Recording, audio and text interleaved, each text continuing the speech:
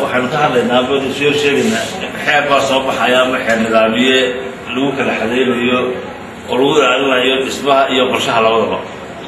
oo loo dhibaatooyinka naga haystaa qorshe xumada amba dhismaha aan tayada lahayn dhibaatooyinka naga haysto noogna waliba ay noo sheegtay inaga halkan iyadoo dhulgariirkuna oo imika inagu soo noqonayo oo iyadoo ay u baahan tahay saameynteeda wasiir adoo gobolka ah waliba dhibta ka taagan loogaa waxaad yar moodaa xalay moobiladan baxay howluhuna waxay ku wanaagsan yihiin in dhowr cisho ka hor la sii wargeliyo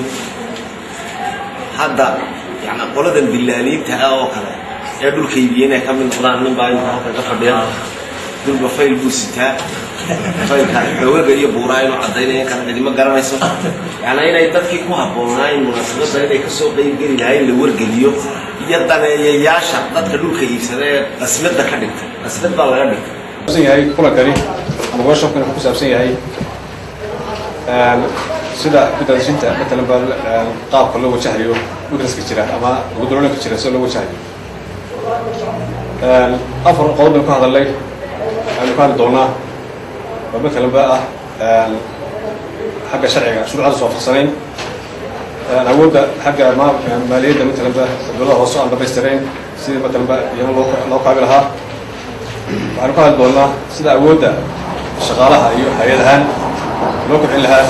waxaanu ka hadli doonaa sida dadku uga qaybgeli lahaa arrimaha dowladda hoose laba casho ayaynu halka joogi doonaa